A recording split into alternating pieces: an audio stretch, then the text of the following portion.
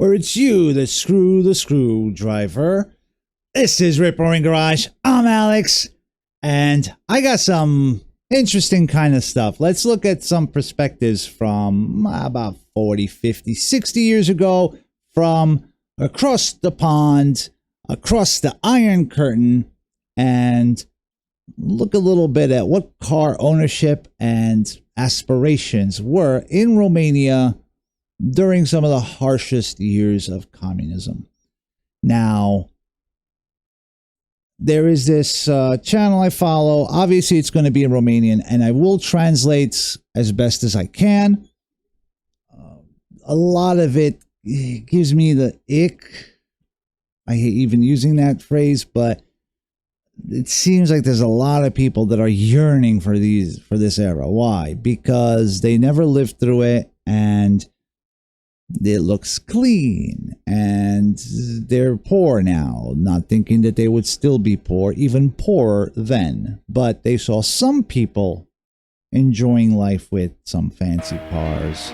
În ziua de vineri 9 octombrie, tovarășul Nicolae Ceausescu, însoțit de tovarășii Ilie Verdeț, prim vicepreședinte al Consiliului. I'm sorry about the volume. That's as much as I'll try to do it in post.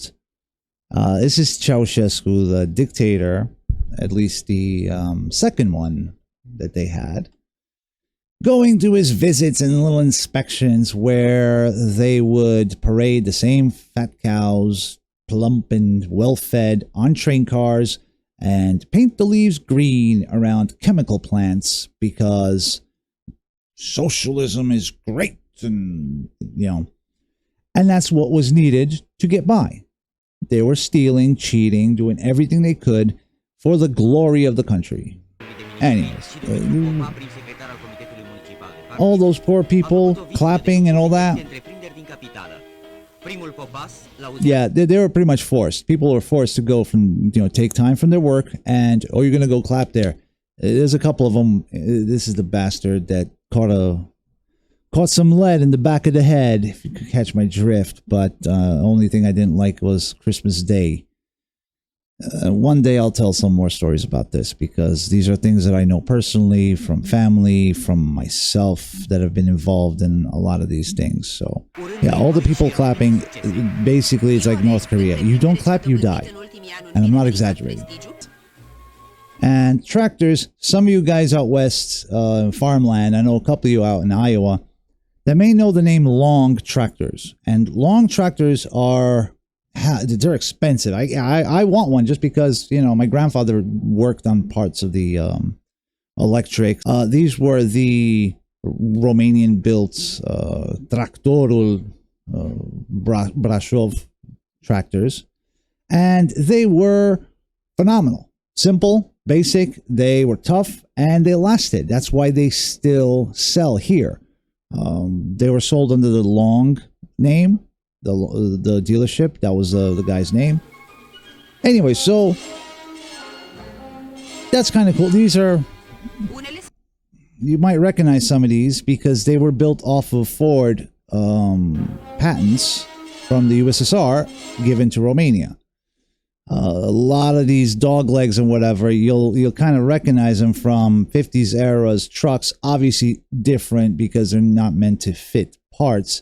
But you still had the same 5-liter Ford underneath it, the 302. They were all license built from Russia, which in turn received them from the U.S. The government made Ford and GM, gave all these patents and engine designs to the USSR to rebuild because they were our allies. And yeah, we all know how that worked out next couple of decades. But still, looking back at it now, the reason why I even have my Romanian bus is it's completely to honor my grandfather and the people that suffered under this regime, yet still put in work because it was a labor of love and passion. And I thought it was funny. There's some guy that's being recommended. I'm pretty sure most of you guys have seen this guy with a Renault 8. This was a Dacia 1100 built under license. Basically, it was a knockdown kit. They assembled it before they were building their own. This is 1970. I'll put up a photo of what we were doing in the 70s. Yeah, the glorious socialism. 80 grand. These, though, are pretty cool. This is a ZIL-based truck, an Arrow, a Romanian-built. This is the licensed one. The one in the background there is the original Romanian one, heavily influenced by a Defender, but it's still a really tough, cool truck. Think of it like the behind the Iron Curtain Jeep Cherokee. Tough, rugged, simple, parts are everywhere. Well, they were. Now it's kind of tough. Obviously, they're, you know, meant to be shown off and whatnot. This is like a big expo trying to copy the World's Fair, but never really achieving that kind of glory. This is another video that it's a Trabant. This is an East German car made of cardboard, actually Duraplast. The whole assembly line and production in Zwickau. It's automated and sent to a centralized indicator for data processing. So the factory can control daily the production and pace. And they could have more effective ways of controlling production.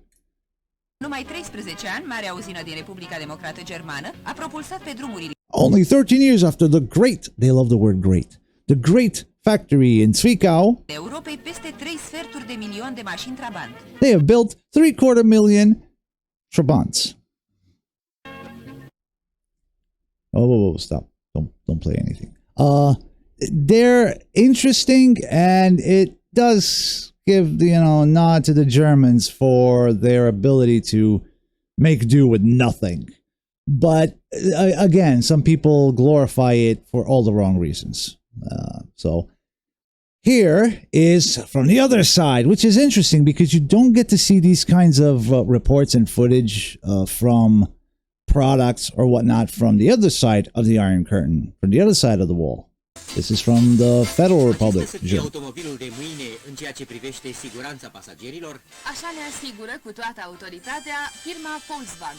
So they're talking about safety and how we're going to do that in the future, and Volkswagen is ensuring that safety to their passengers. And this is some sort of Passat style prototype. Open doors, large open doors, automatic seat belts. Kind of looks like there's an airbag system in the belt as well.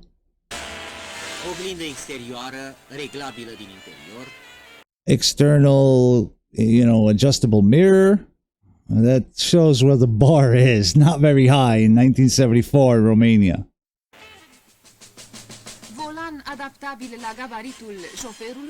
Okay, adjustable steering wheel. Wipers for the headlights.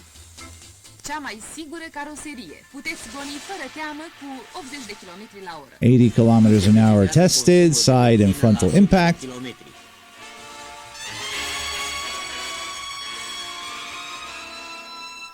God, that's an ugly looking car. But still, I find these kinds of things interesting. Let me know, because this channel here, Video Wasteland, I don't know much about him. I have a feeling I would not like his political beliefs, but it doesn't matter because the information, the history is important. And if I find more of such videos that are car related, let me know if you guys like it. Obviously, if this video does well, I'll keep making them. So that's there. Okay. Don't remember, I do have the subscribe star page up for those of you that are willing to help out. This is not a cheap endeavor, but something I'm still going to do regardless. So whatever you can, tip of the hat to you guys. I also have the heavy metal, the 4 elements of heavy metal, of course, one of them being Mopar related. Both flavors, the 2 and the 4 door kind. There will be more t-shirts coming. In fact, I think there could be 4 more.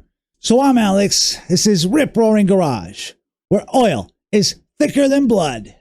hand me that like, and I hope you have a rip roaring day.